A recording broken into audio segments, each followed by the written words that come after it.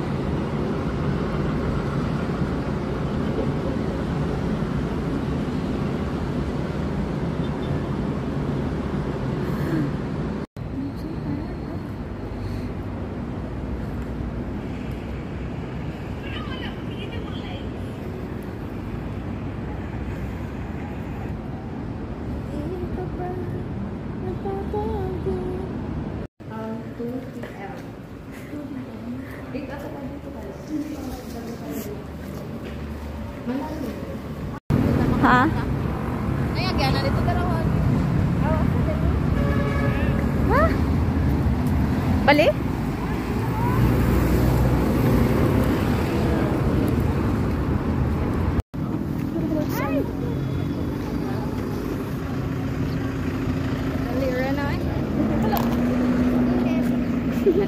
Oh my. Hagis. Ayaw ilabay ng murag na rato. Ayaw ilabay yung cellphone dyan. Ganina na murag yun.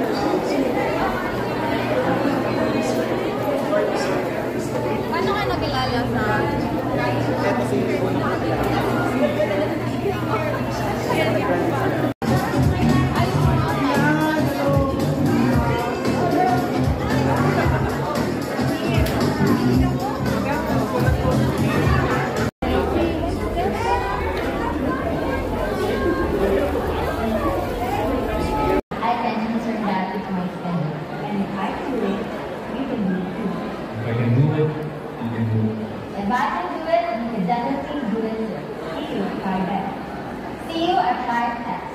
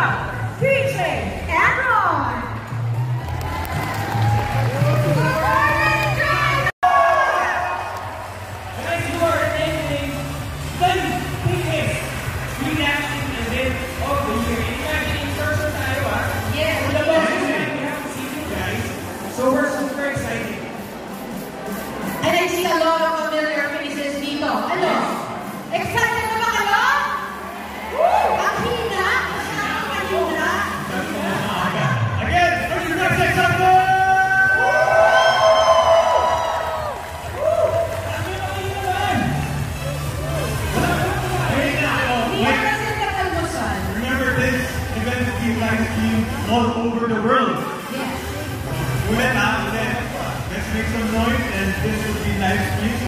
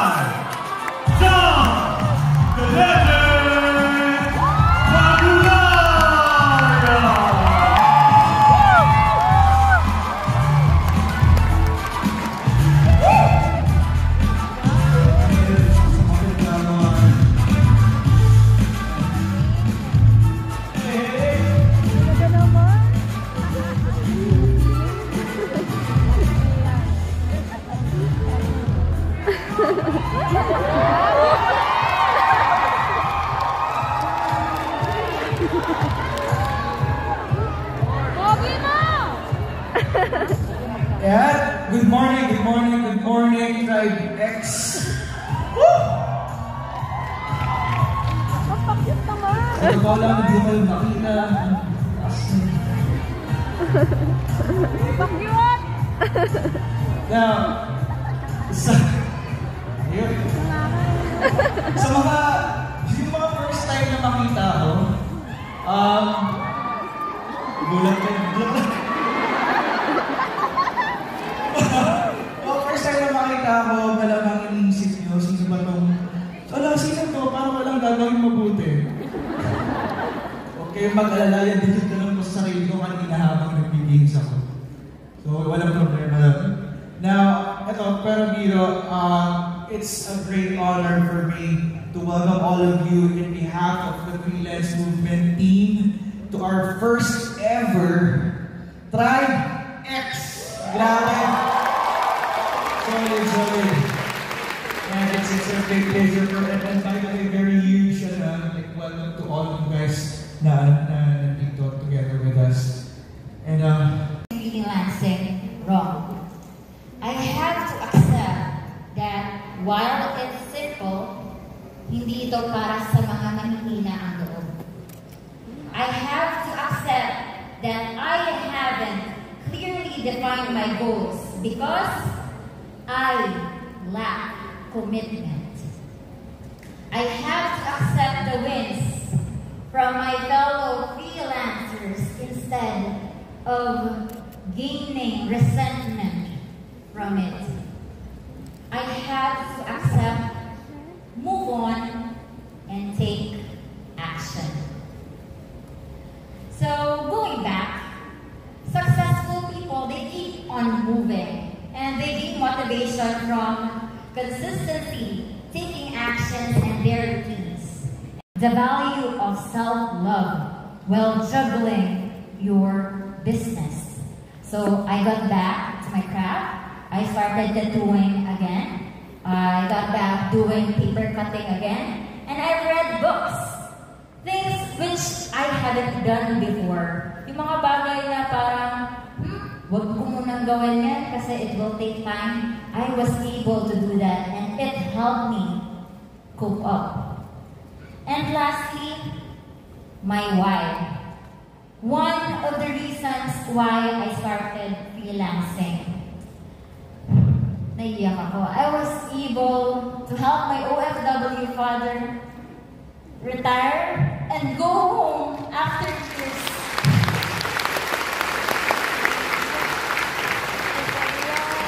And from those experiences, I have realized a lot of things. And one piece of advice that I can give you is just go back to basics.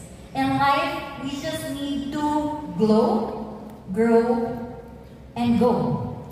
We need to glow. What is glow? We need to ignite that fire.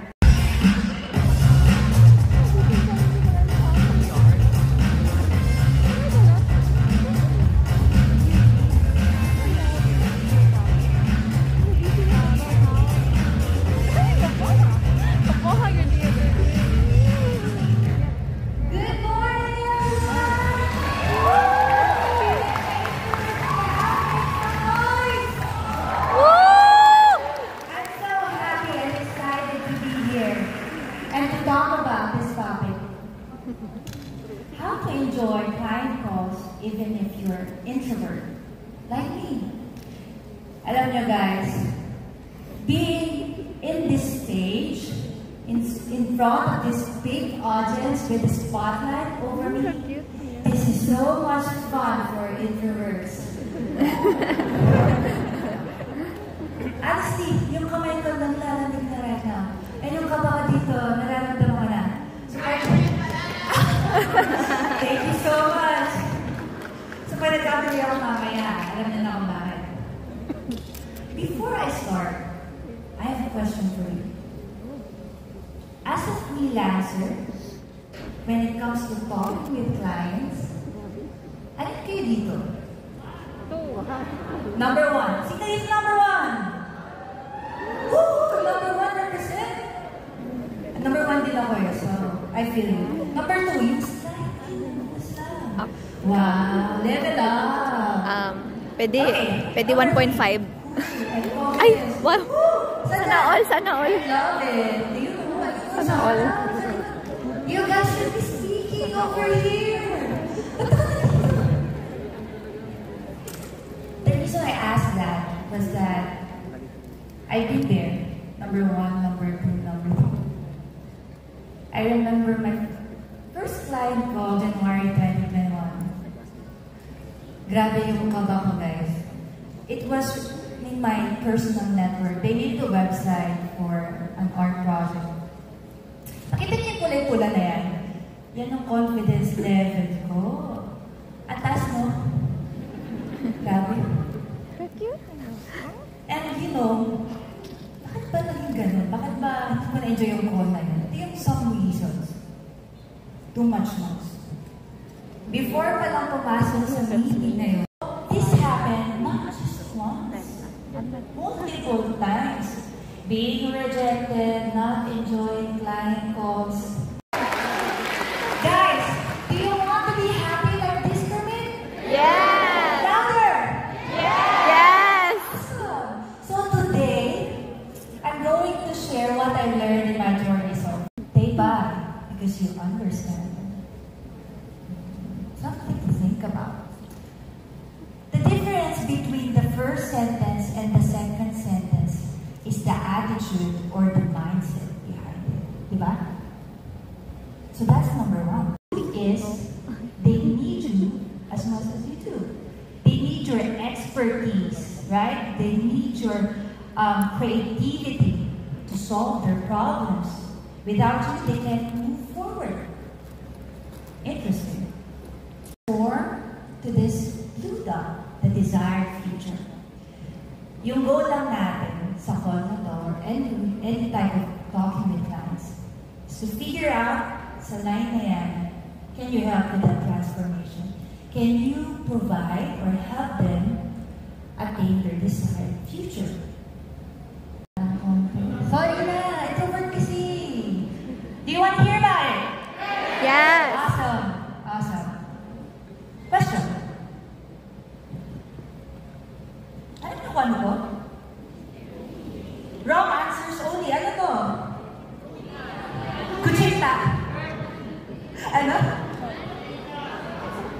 Ayun, sige. Okay, next question. Sino dito gusto ng cookies? Meron ba? Saan? Saan? You guys, you know it's your lucky day. Because the first 7 people who takes a picture of this and tags me on Instagram, nagsiyo. Oh my gosh! I'm having a moment here. Alright. Thank you so much, guys. Ay, oo, talaga nang pamimaniyak ka na kuya yung mama. Kita sa ko.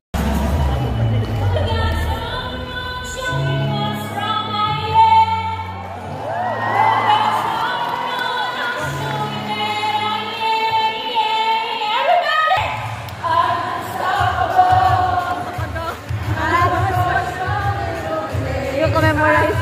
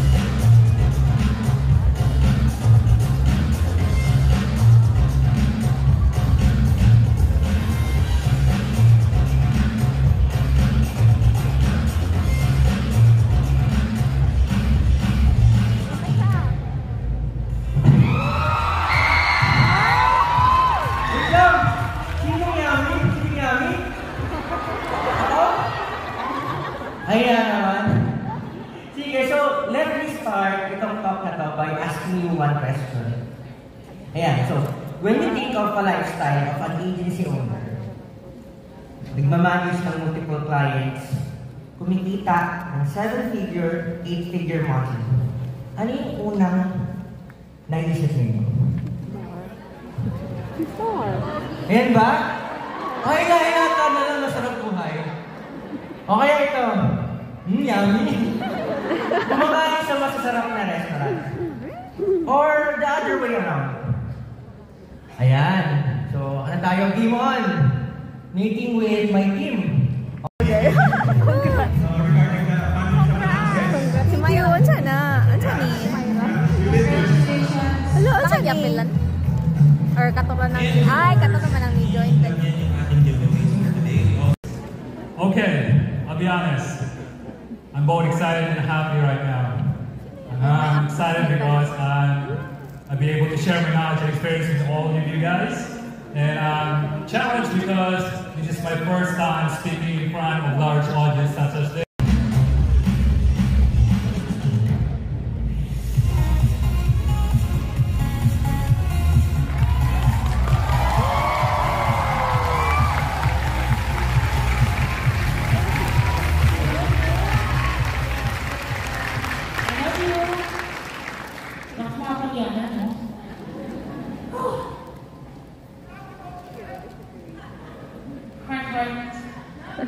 Grabe, nakakaba. Ang galing yung mga speakers, no? Sa sobrang galing, sumabog yung slides. Parang sa sobrang kaba ko nga, mapapatayin na ako dito eh.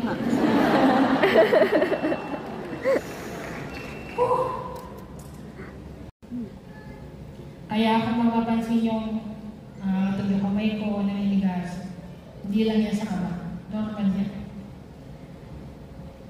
But you know, despite physical challenges, I had a happy childhood. This is my family, my mom and dad, my 4 siblings, and syempre, well, during this time, everything seems great. They would never amount to anything. Nawala silang kwenta. Nawala na silang pag-asa. Nawala na mangyayari sa buhay nila. While having my own company did cross my mind once or twice, but as I end my talk, I will leave you this.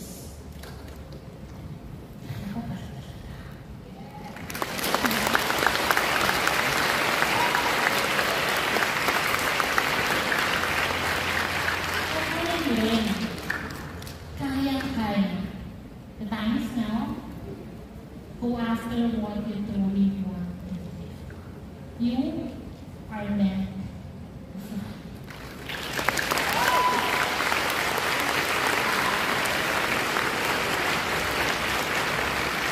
Thank you very much, and I hope you enjoy the rest of the day.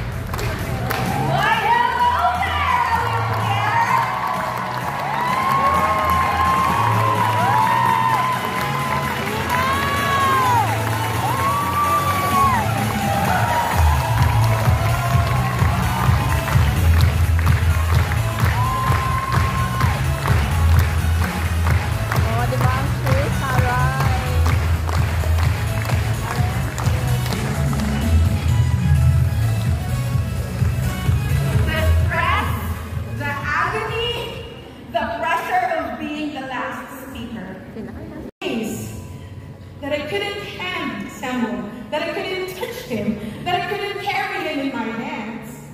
It's been days already. And the sound of that ventilator, it's deafening.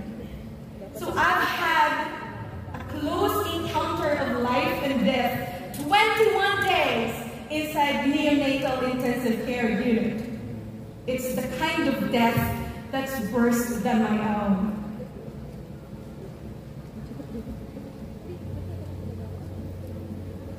So that question, God, what do you want me to do? Really, just tell me now, I'm really gonna do it. There were no answers, for sure. But I've had a thought in my head. What is it? What is it? You tell me now, I'm really gonna do it.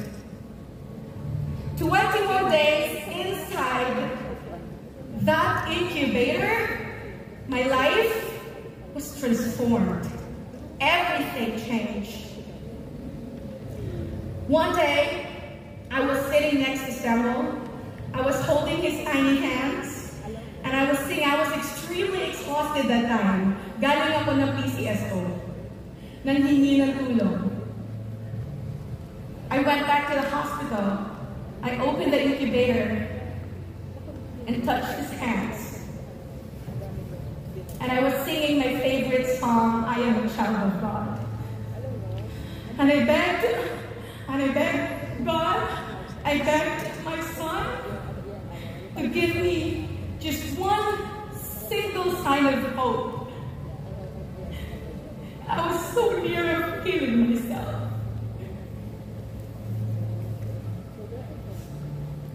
I said, Sam, can you just open your eyes?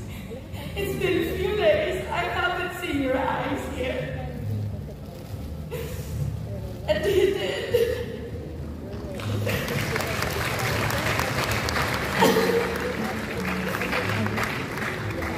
That very day, I made a pact with myself that I'm never ever gonna be broke again.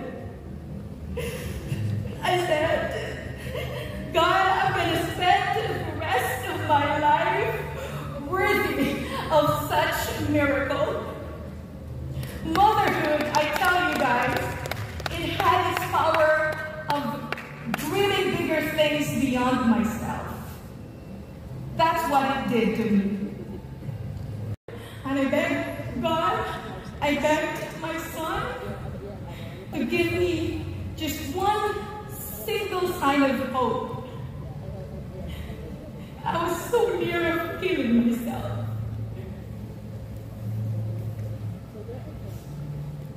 I said, Sam, can you just open your eyes? It's been a few days. I haven't seen your eyes yet. And he did.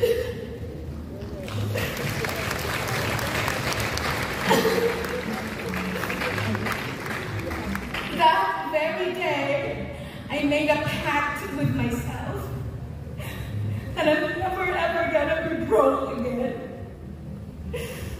I said, God, I'm gonna spend the rest of my life worthy of such miracle.